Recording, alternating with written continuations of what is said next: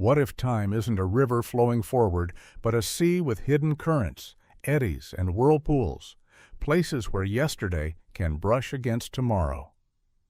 Throughout history, there have been moments that resist easy explanation, moments when individuals have emerged from nowhere, possessed knowledge they couldn't possibly have had, or vanished without a trace. Not tales born of myth or fantasy, but stories grounded in tangible records, photographic evidence, and detailed testimony. These are not merely mysteries. They are ruptures in the fabric of reality, subtle, fleeting, yet deeply unsettling. Consider this. What if memory isn't just a function of the brain, but a form of travel? What if the human mind can drift, just as light bends, or gravity warps space? In this series, we'll follow the footsteps of those who may have stepped outside of time, whether by accident, design, or something in between. Some left behind artifacts that defy their era. Others recorded experiences that no logic can explain. And some simply disappeared. This is not a journey through fantasy, but through possibility. Each chapter presents a case, an individual or event that seems to defy the rules we thought governed reality. And yet the evidence lingers. Ancient mechanisms too complex for their time, photographs that capture the impossible, eyewitnesses whose stories are eerily consistent despite never having met. We begin with a soldier who claimed to come from the future, warning of a divided America. Then we walk through the gardens of Versailles with two scholars who may have seen Marie Antoinette herself. We examine a sailor lost in a classified experiment and a woman who appears in 1928 holding a device that wouldn't be invented for another 50 years. None of these stories can be proven beyond doubt. But they can't be dismissed entirely either. Some are supported by technical knowledge hidden from public view at the time. Others feature imagery verified by modern analysis. What makes them compelling is not their strangeness, but their consistency, the way they suggest a shared truth, hiding in the margins of time. And so we invite you to let go of the comfort of linear thinking, to step into the fog where past and future blur. You'll find no conclusive answers here, only provocations, echoes, and footprints left in places they shouldn't be. This is not a documentary about science fiction. It's a reflection on the limits of knowledge, the mysteries of time, and the possibility that reality is far more fluid than we've dared to believe. Welcome to the journey, one that unfolds not forward, but in spirals and loops across ages, minds, and the hidden architecture of time itself. It began with a name, John Titor. In the early 2000s, a quiet ripple spread across obscure corners of the Internet.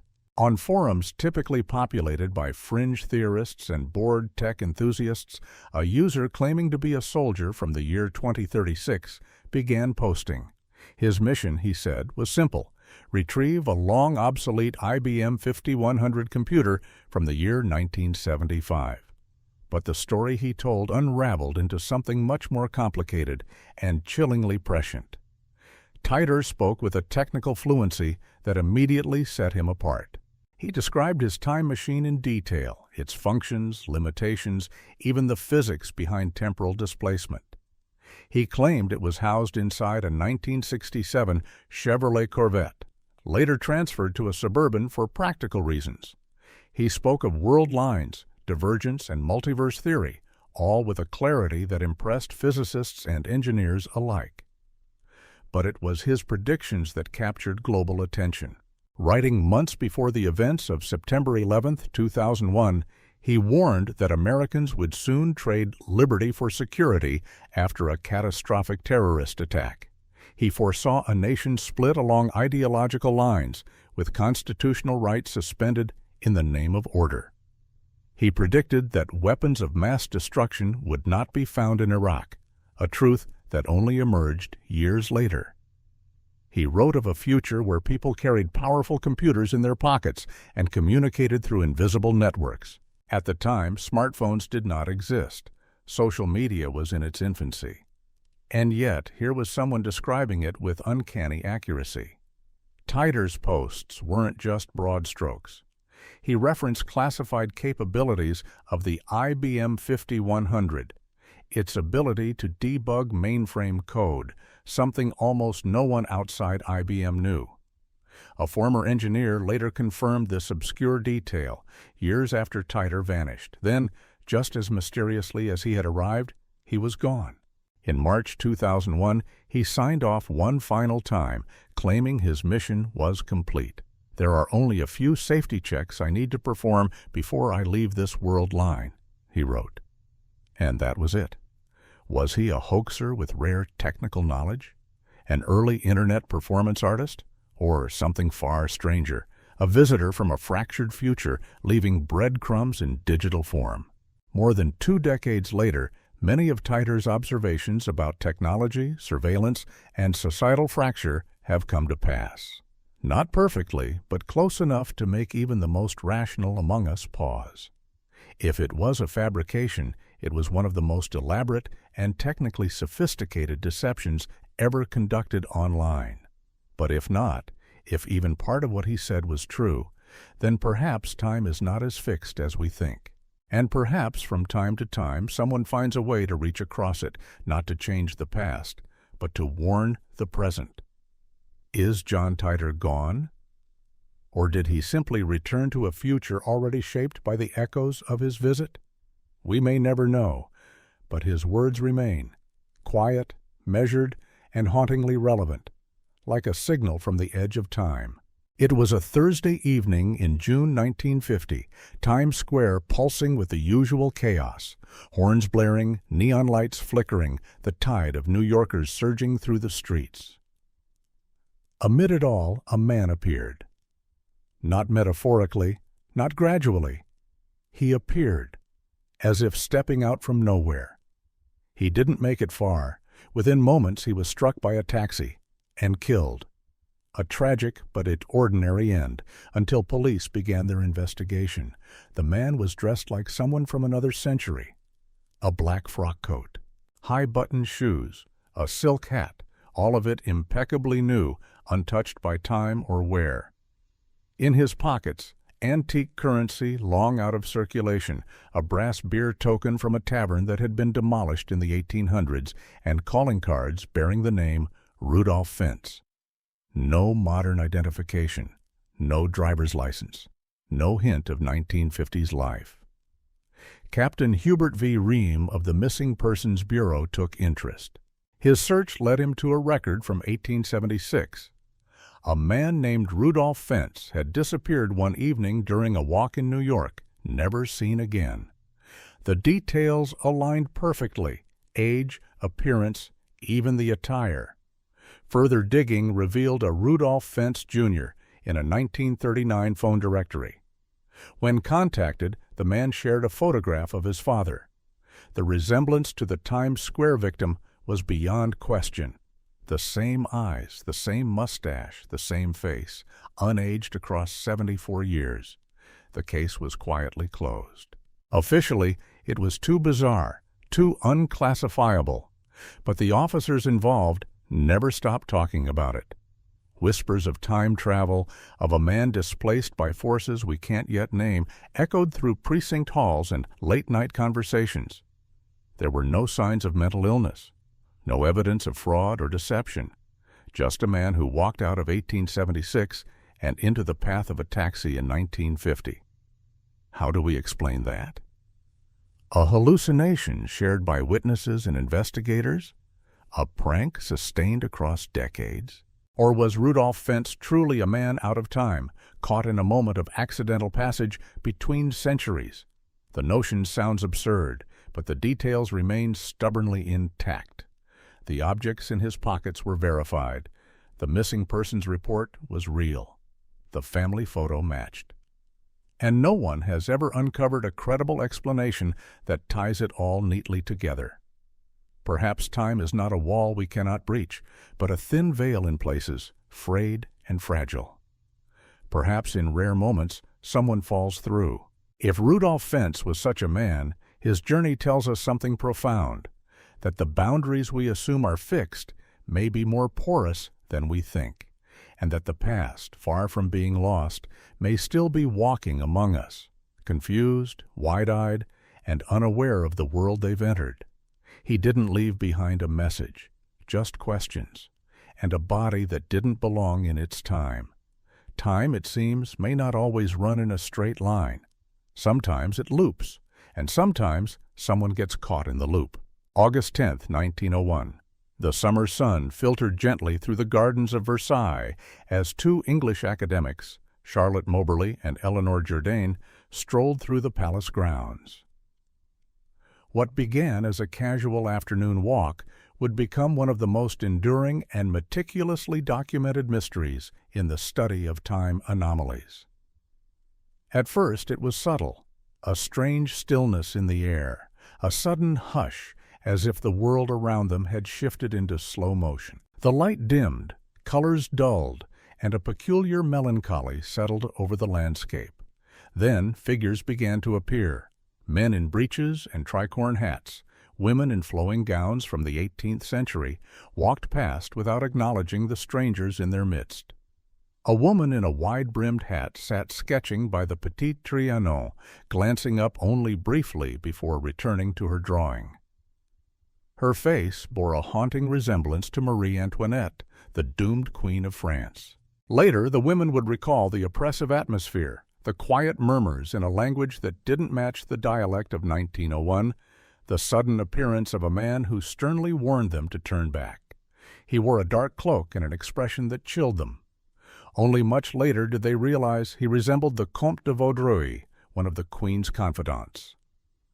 They returned to their hotel that evening, shaken but uncertain. Had they imagined it? Had the past somehow leaked into their present? But these were not women prone to fantasy. Both held respected academic positions and were known for their skeptical, methodical approach to the world. What followed was a decade-long investigation. They compared their memories with historical documents, maps and portraits, often discovering details that weren't public knowledge at the time. Buildings they saw, which no longer stood in 1901, matched architectural records from the 1780s.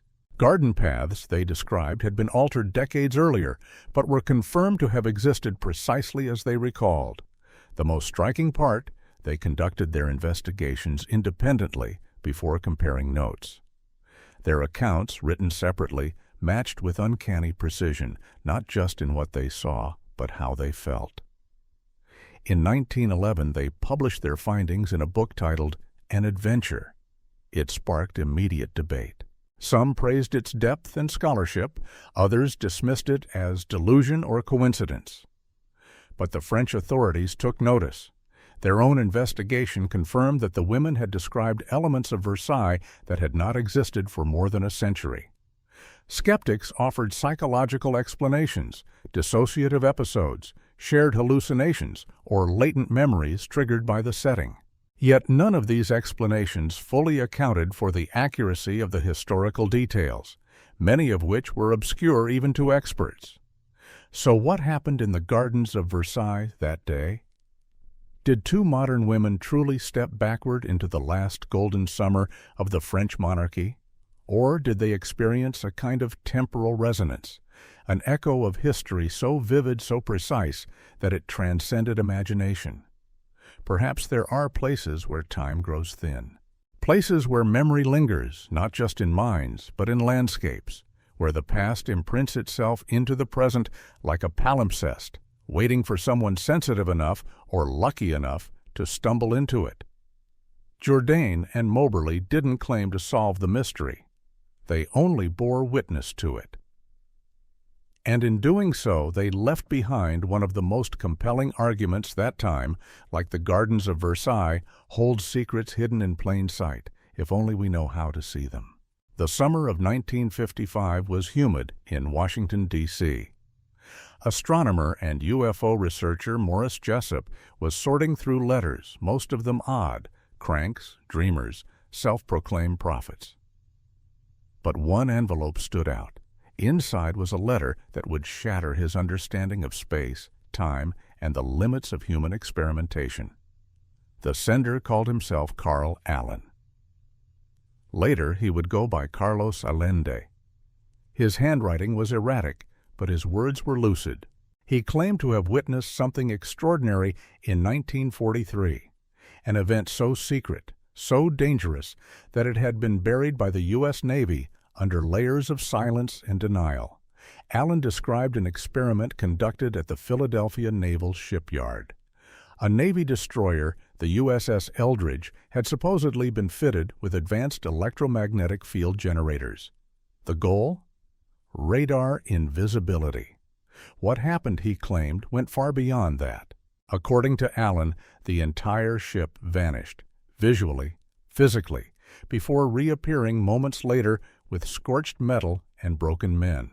Some crew members, he said, were found fused to the bulkheads. Others wandered the ship in a daze, phasing in and out of visibility, untethered from time. There were whispers of sailors who aged decades in seconds, who walked through walls, who disappeared in full view of their peers and never returned. Allen claimed he'd spoken with these men afterward. In the Philadelphia bars, they would freeze mid-sentence, eyes vacant, only to awaken minutes later claiming they had been elsewhere, in another time. Some described seeing future cities, others the past. None could control when it happened. Jessup was disturbed. The technical detail in the letter was unnerving. Allen spoke of unified field theory, electromagnetic resonance, and space-time warping with a fluency uncommon outside high-level physics circles. Jessup, a man of science, wanted to dismiss it, but something gnawed at him. When inquiries were made, the Navy denied everything. Ship logs vanished, crew lists were redacted.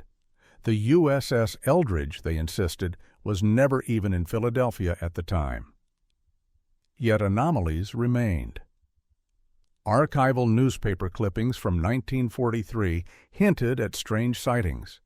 Military medical files from the era recorded psychological breakdowns among naval personnel with symptoms eerily aligned with Allen's story: disorientation, time loss, hallucinations. Was it a hoax or a buried truth? Jessup would spiral into obsession, unable to reconcile what he knew with what he suspected. He died under mysterious circumstances in 1959. Some say suicide. Others aren't so sure. Allen disappeared from public view. When tracked down years later, he denied parts of his own story, only to reaffirm others. His credibility was a maze. But that didn't matter to those who read the account with open minds, because if even a fraction of it was real, it meant the U.S. Navy may have accidentally ripped a hole in time and failed to patch it. The Philadelphia experiment, as it came to be known, still haunts the edges of history. Not as myth, but as a question no one can comfortably answer. What happens when we meddle with forces we barely understand? If Allen's account holds any truth, then time is not just a dimension, it's a current, one that can be disrupted, scrambled, or broken. And somewhere in that disruption, sailors vanished, not in body, but in continuity, left adrift between then and now, walking timelines they can't control. It's a ghost story, but not of death, of dislocation, of men lost not to war, but to the terrifying possibilities of science untethered from foresight.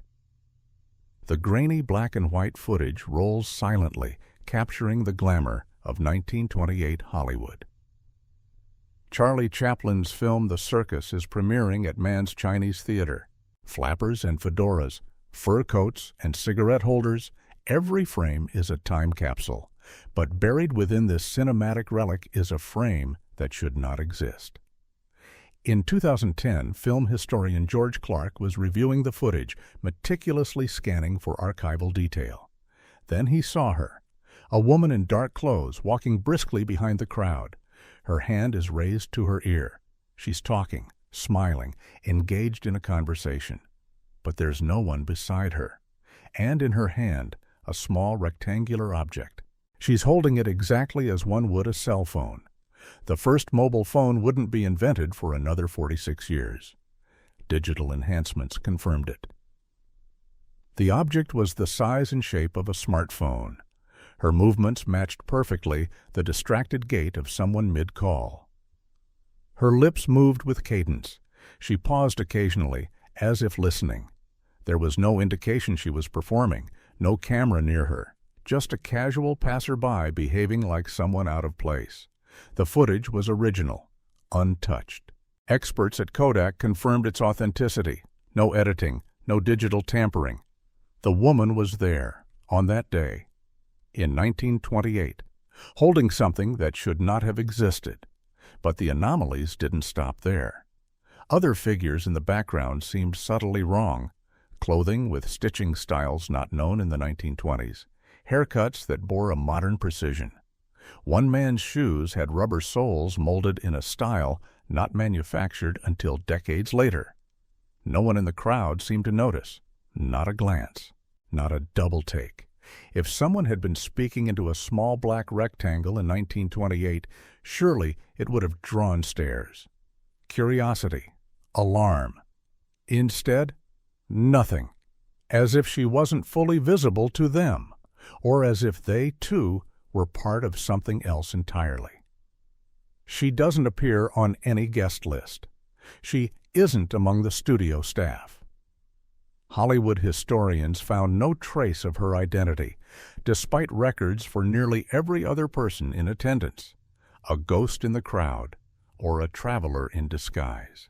Some speculate she was using a hearing aid, yet no hearing devices from that era matched the object's design or usage. Others say it's a prank, a performer in costume. But that fails to explain the technical validation, the candidness of her walk, the unscripted naturalism of the scene. What are we to make of this? Is it proof? No, but it is an artifact, a visual riddle preserved in nitrate and silver halide, whispering from a century ago. Perhaps, if time can be crossed, it happens in moments like this, not with thunder and lightning, but with quiet footsteps through a crowd. A visitor wandering through a world not their own, recorded by accident. If this woman was from our time, then for a brief moment she walked unnoticed in the past, caught only by the impartial eye of a camera. And if time travel leaves no ripples, if it's seamless, silent, and invisible, then what other visitors have we missed, hiding in the reels of history? Sometimes proof doesn't announce itself. It just walks by, holding a device no one should have, in a world not ready to see it. It began with a leaky pipe. In August 2006, Håkan Nordqvist, a Swedish man in the city of Kalmar, crouched beneath his kitchen sink to repair a water line. When he reached behind the cabinet, he expected drywall or concrete. Instead, he found emptiness, a dark, open space that shouldn't have been there. Curious, he crawled in. What he discovered on the other side was no crawl space. It was his kitchen, recognizable yet transformed. Sleeker, cleaner, with curved walls and furniture that seemed to respond to movement. Screens glowed without touch. The appliances adjusted to his presence as if anticipating his needs. And then he saw himself. An old man in his 80s sat watching television. Håkan stood frozen, but the older man simply smiled. "I've been expecting you," he said. "This happens from time to time." The two talked. They compared memories, jokes, habits. They moved alike, spoke alike. The older Håkan rolled up his sleeve and revealed a tattoo, one that the younger version did not yet have. Then, using a futuristic device, he gave his younger self the same tattoo, an intricate design that appeared instantly with no bleeding or scarring. A mark that Håkan bears to this day. Before he left, the elder Håkan insisted on a photo. They posed together, smiling. The image, later analyzed by facial recognition experts, shows two versions of the same person. Not a digital fake or an age-progressed manipulation, but two faces separated by time, united in a single frame.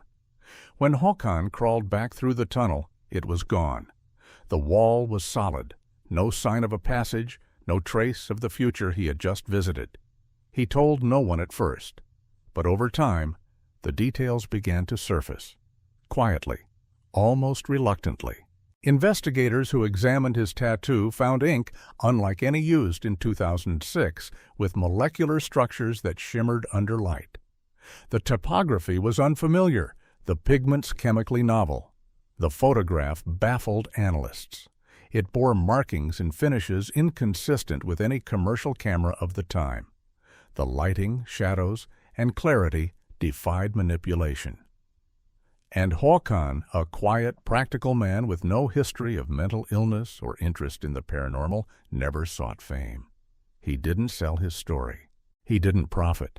He simply said, "This happened." Skeptics dismissed it as a hoax, an illusion, a publicity stunt. But the physical evidence, the ink, the photo, the unwavering consistency of his account remains. So what did Håkan find behind his sink? Was it a wrinkle in space-time? A portal? A hallucination wrapped in impossible detail? Or did he truly meet himself, an older, wiser self, living in a world yet to come, waiting patiently in the same apartment, knowing this day would arrive? If true, it means time doesn't only move forward. It bends. It loops. It allows, however briefly, the future to meet the present. And sometimes all it takes is a wrench, a leak, and the willingness to crawl a little farther than expected. Not all discoveries begin with ambition. Some begin with curiosity and a crack in the wall. It lay at the bottom of the Aegean Sea for centuries, cloaked in coral and mystery. In 1901, sponge divers off the coast of Antikythera, a small Greek island, stumbled upon the wreck of an ancient Roman ship. Among the scattered statues and pottery was a corroded lump of bronze that would go unnoticed until it was examined more closely. What emerged was not a sculpture, it was a machine. The Antikythera mechanism, as it came to be known, defied everything scholars thought they knew about ancient technology.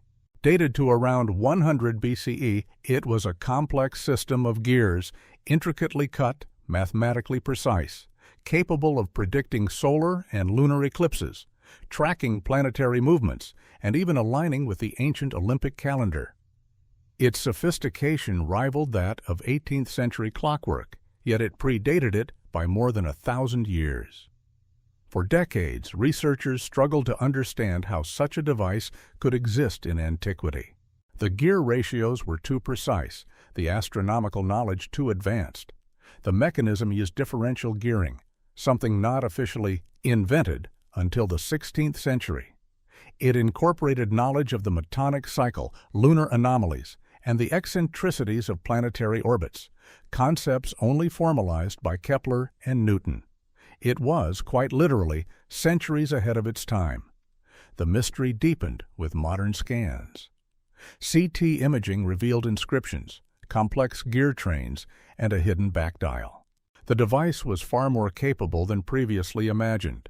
It wasn't just a calculator, it was an analog computer, an ancient engine of knowledge designed by someone who understood the universe with a depth far beyond their age.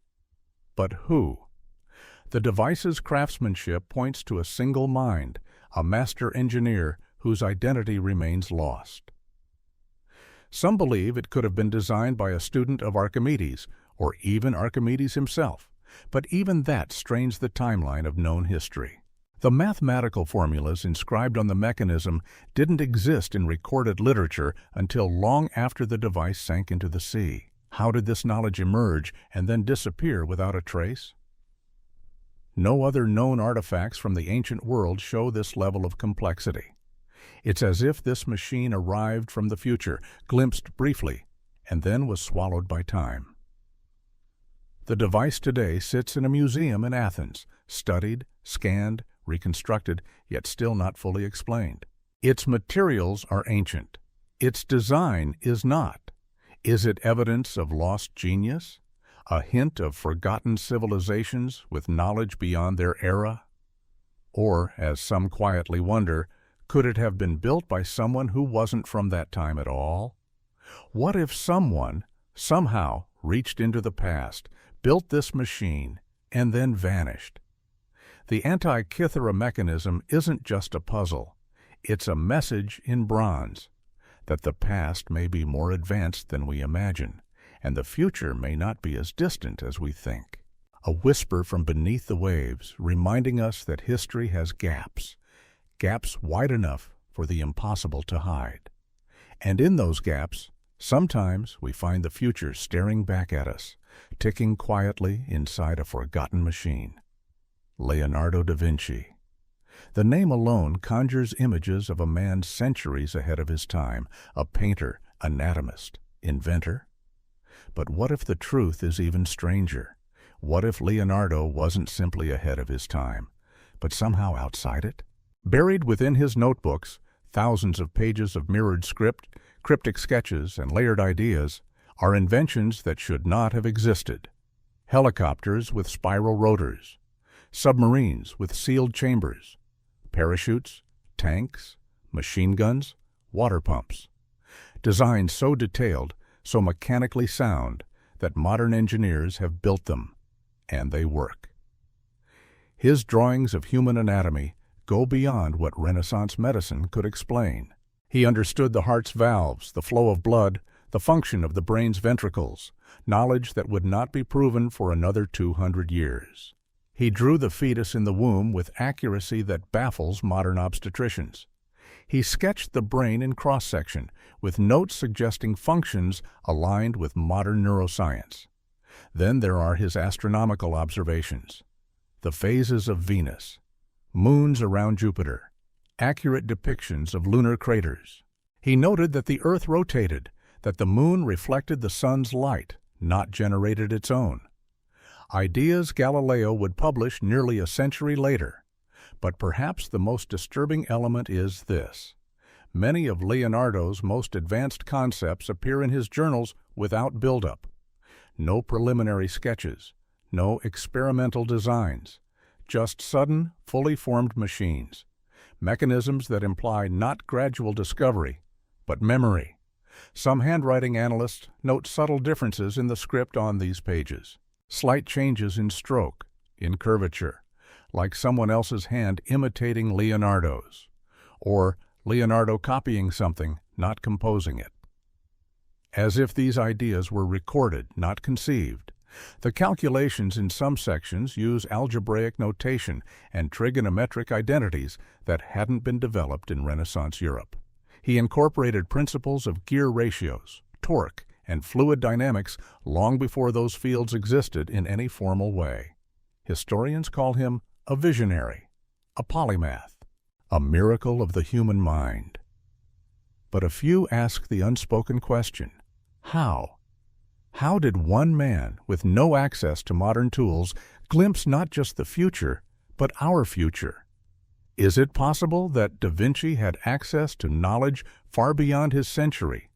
That he was a vessel, conscious or not, for ideas not born in the 15th century? Or even more unsettling, was he a traveler himself? If someone had come from the future and lived in the past, what would their notebooks look like? They might resemble Leonardo's, filled with inventions too advanced, medical insight too precise, and observations of the cosmos too accurate to belong to his age. They would appear as genius, but read as memory. Leonardo died in 1519, but he left behind a map, a fragmented atlas of technologies and ideas that humanity would only rediscover centuries later. Not just a man ahead of his time, perhaps, in some way, a man from a different time. And if that's true, what else lies buried in the sketches of history, misunderstood as brilliance, but really something stranger, something impossible, hiding in plain sight behind the eyes of the most brilliant mind the world has ever known? There's a street in Liverpool where time doesn't always behave. Bold Street, a busy thoroughfare lined with shops, cafes, and the hum of modern life. But since the 1960s, it's become known for something else, an invisible threshold where hundreds of people have reported slipping unexpectedly into the past. Not dreams, not déjà vu, full sensory experiences. The feel of the pavement, the scent of coal smoke, the jingle of outdated cash registers. And then, without warning, back to the present, blinking in confusion, with a story no one quite believes. The most detailed account came in 1996. Frank and Carol Sayers were shopping. Frank ducked into a bookstore while Carol waited outside. When he returned, everything had changed. The street was quieter. The cars older, rounded edges, chrome trims. The signs above the shops were different, advertising businesses that no longer existed. People wore suits and dresses from the 1960s. Frank felt a mounting unease, not fear exactly, but dislocation. Then, in a blink, everything was back to normal. Neon lights, modern cars, the 1990s again. Later investigation confirmed that the businesses he described had once stood exactly where he saw them, in the mid-20th century. Their names, architecture, and interiors matched archival photos from the era. But Frank hadn't studied history. He hadn't researched anything.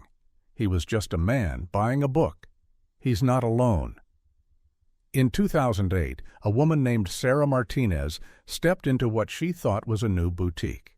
Inside, she found herself in a 1970s department store, staffed, stocked, and styled accordingly. When she tried to pay, the clerk looked at her modern debit card with confusion.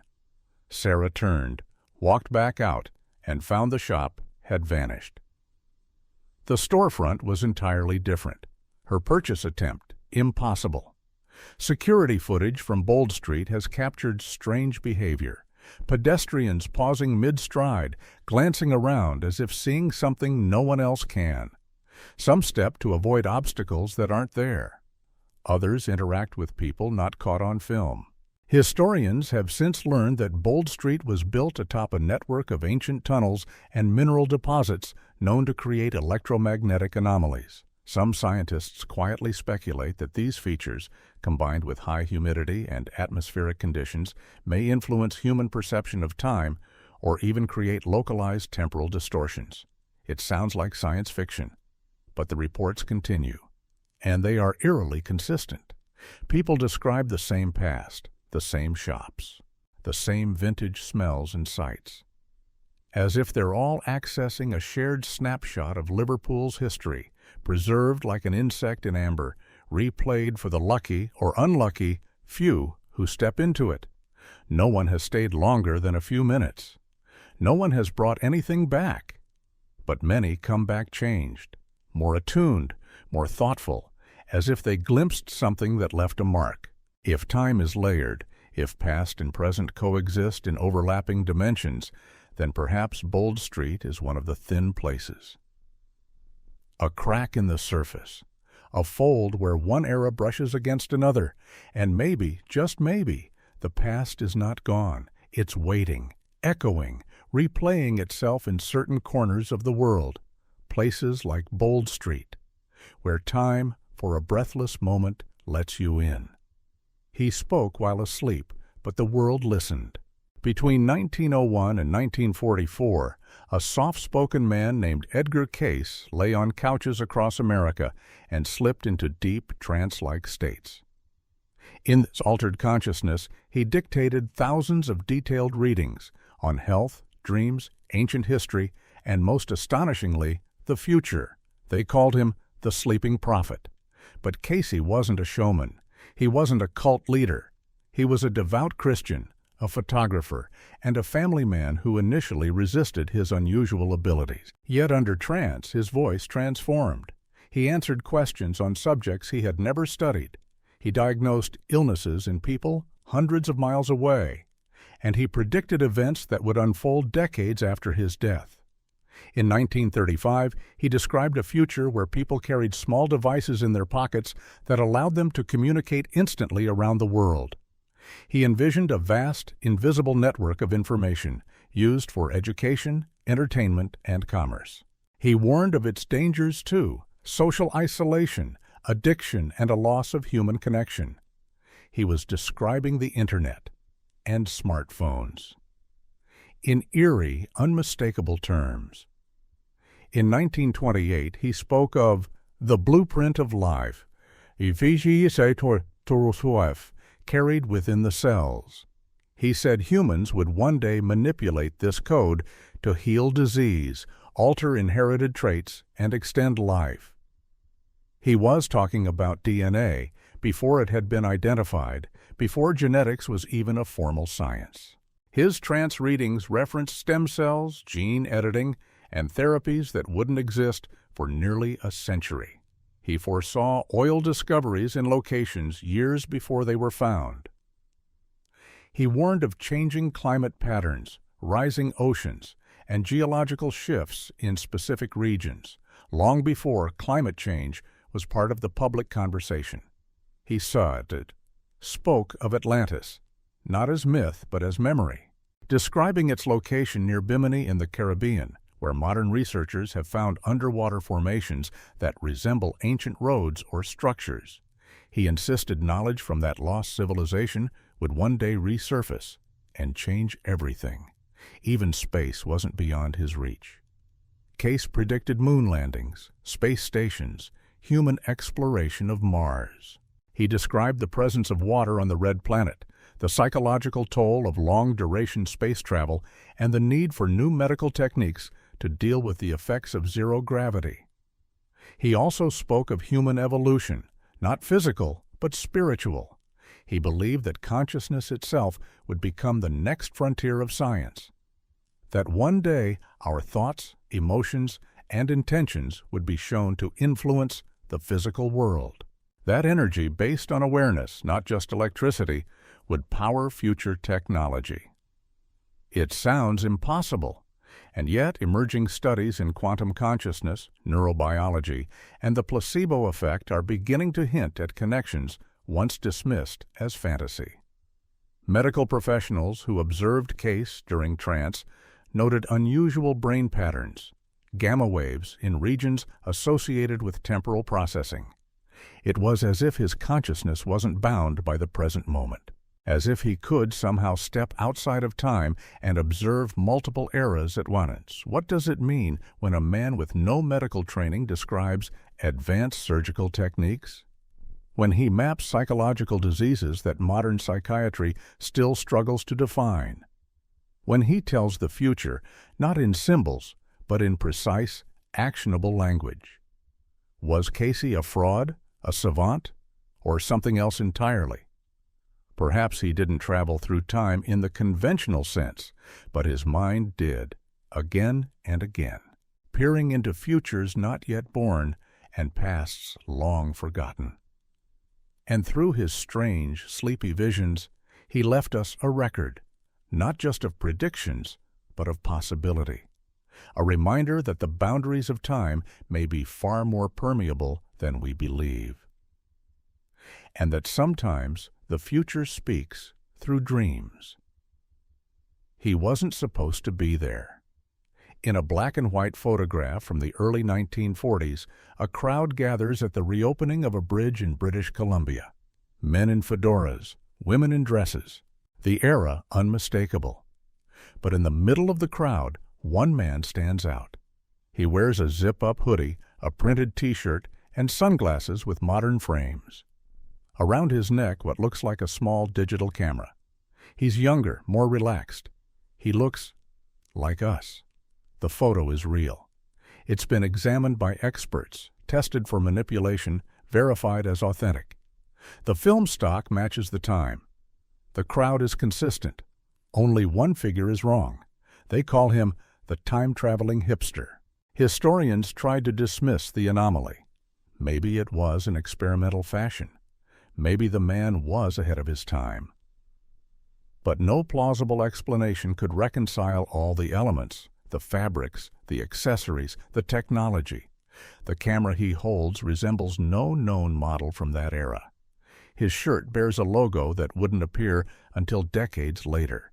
He is both there and not of there. And he's not alone.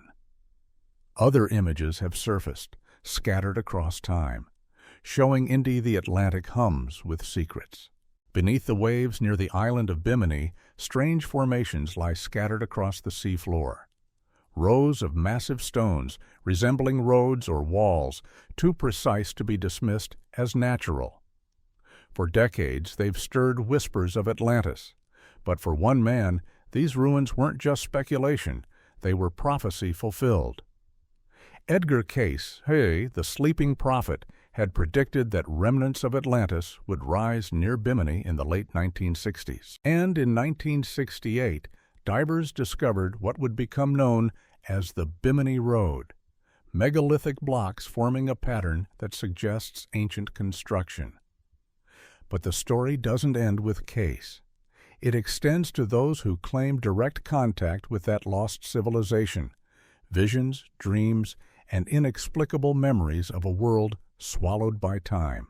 Among them are individuals who speak of knowledge not just forgotten, but displaced, technology that harnessed sound for energy, consciousness for healing, and crystalline structures for storage of information. One such artifact, unearthed in the 1970s, is the so-called Atlantean sphere, a polished black stone that some researchers claim emits low-frequency vibrations.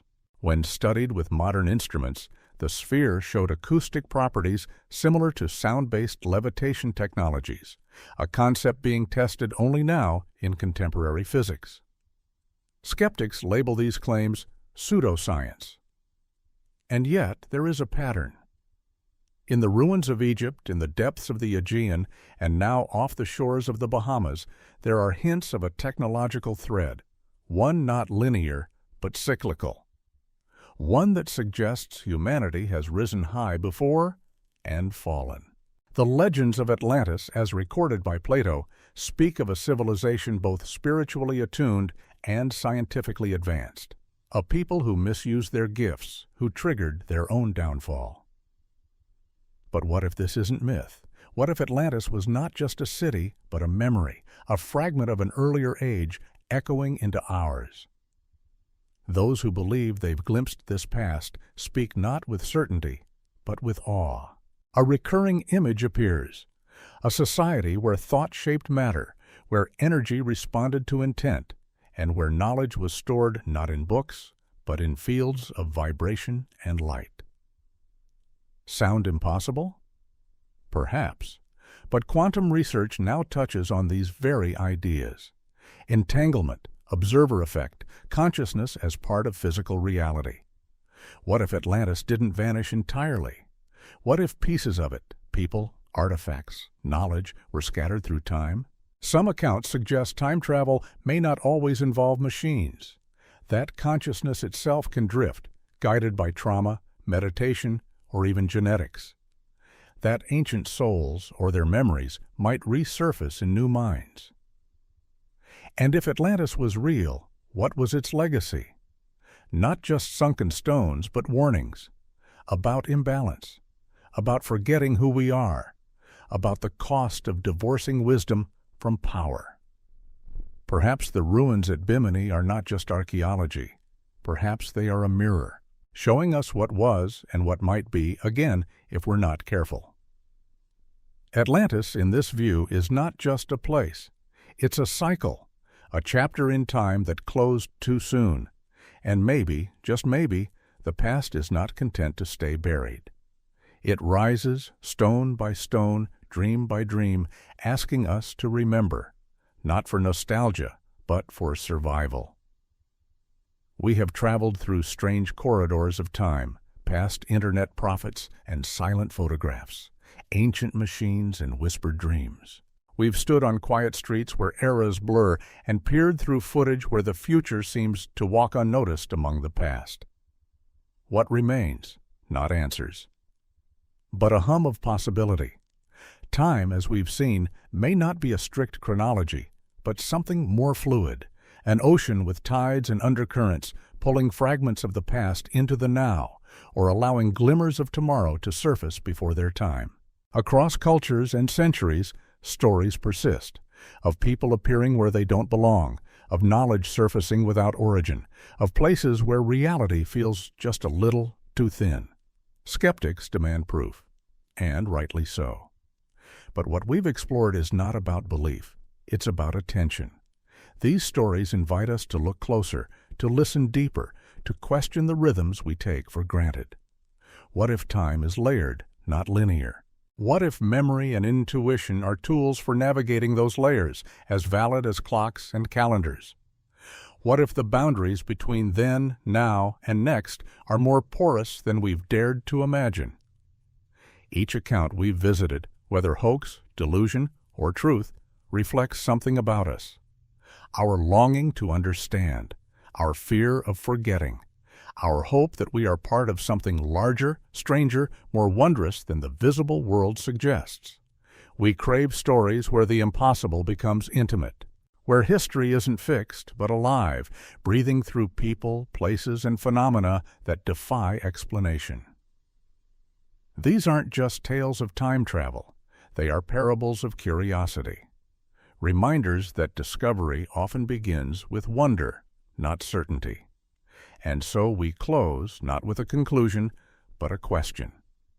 If time can ripple, fold, or bend, if reality can blur, then what part do we play in that dance? Are we merely observers, or are we travelers too in our own quiet ways? Perhaps time is not something we move through, but something that moves through us, in memories we can't explain, in instincts that come too soon, in dreams that feel like echoes of lives not yet lived. The future may not be ahead. The past may not be behind. They may be all around us, layered in the folds of now. And if so, then time is not just a mystery. It is an invitation to remember, to imagine, to listen closely for footsteps we didn't hear the first time. Because somewhere, someone may already be waiting for us, in a garden long gone, on a street we thought we knew, in a moment that wasn't supposed to happen. And when that moment comes, we'll know. Time is not a line.